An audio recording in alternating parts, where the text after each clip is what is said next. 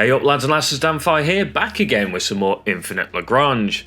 Today, because apparently I missed it and forgot, we are looking at the Taurus, so actually the last of the destroyers today, and then we'll be looking into the cruisers. So we go to the destroyers, Taurus. Now, unfortunately, the game hates me, and they've been sat at 25% on the assault and defensive type for I don't even want to know how long now, but like 5 servers maybe, something like that. Game just really doesn't want to give it to me. And before you say you can go into the whatchamacallit, the store and find them in there, it gives me the same screen as this. So there's nothing really I can do here. Yes, I can click on the systems, but at the same time it doesn't really help because I can't find out what mods they're running. So that being said, I can give you some ideas about the assault and the defensive type because I do know how they work. I've got plenty of people who have sent me stuff for it, and so I can talk about them a bit at least. But yeah, I won't be able to go through mod for mod the sort of upgrade order I'd go for. So first off with the Taurus, it is a front row ship, so bear that in mind. That does generally mean, like I always generally say, you want your defenses and armor up first, otherwise you're just losing a flat 6,200 potential DPM. Now the Taurus does have some amount of evasion, and I highly recommend grabbing that before you grab anything else. So for me, you'd be starting off by picking up the 2 evasion mods here, bringing you up to, is it like 16% or something like that, plus the base sort of destroyer evasion anyway. I don't know if it's got anything on its engines. No, it has not.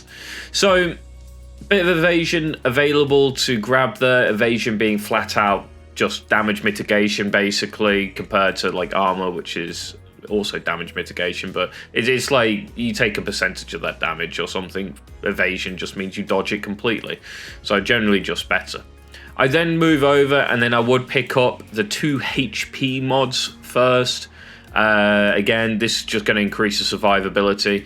I wouldn't worry too much about grabbing physical resistances at the end of the day, mostly due to the fact that you're going to be stuck at this basic 20 armor, and grabbing this, bringing you 2 resistance 4, so you're only going to get to 28 armor. There is no additional energy resistances, which is a bit unfortunate for this ship because it could do with them. But again, it's a Noma ship, and they all have problems with energy weapons being shot at them. Once you're done there, I'd personally come into the main weapon system, and I'd be picking up the hit rates for frigates and destroyers, both of them first. You can ignore the fighters and corvettes, but I would then pick up the cooldown. There are 2 cooldowns you can pick up here. That brings you to 4 of your 6 slots.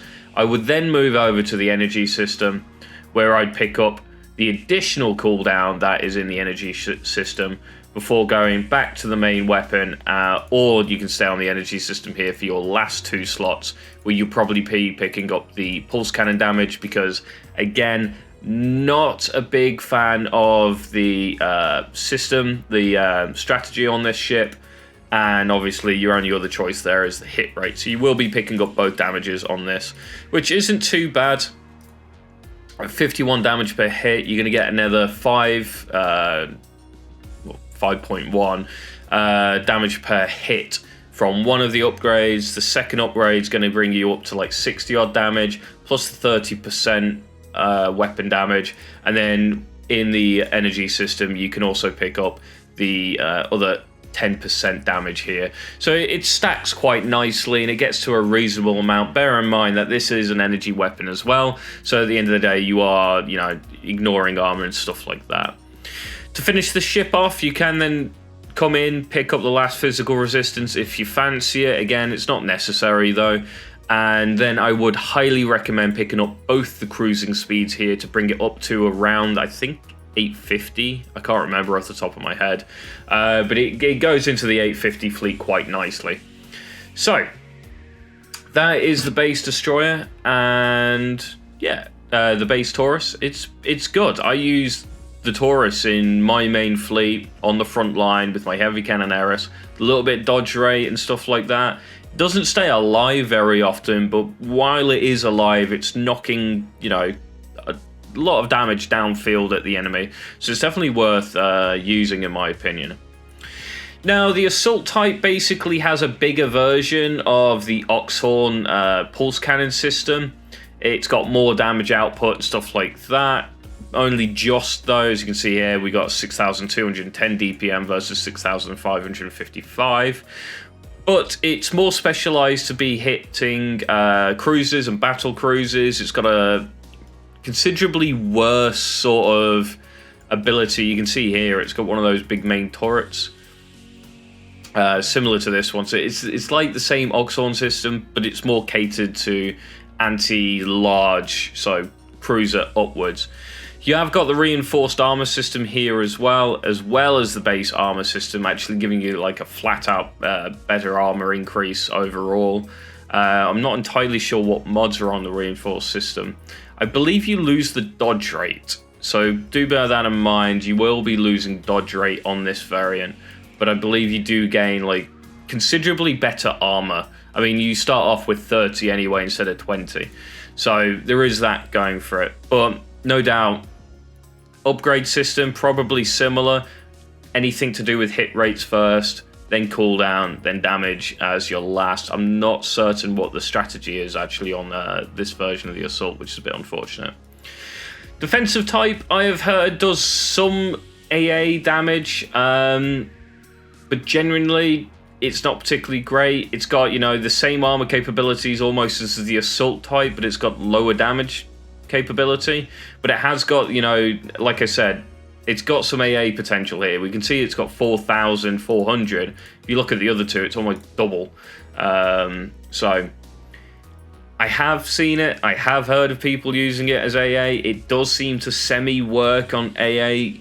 It generally dies pretty quick. Again, it's a front row ship, so it's going to drop pretty damn quick. And it also does quite well with missile interception as well. So another one that you can put on your front row potentially. I'd recommend, generally in the current meta, the base offensive type over the other two variants, and that's due to the fact that we got the frigate destroyers like prevalent. So you're looking at Carillion front rows and stuff like that, where the offensive type does a better job against Carillion than the assault type, which has a lower hit rate against frigates. So bear that in mind.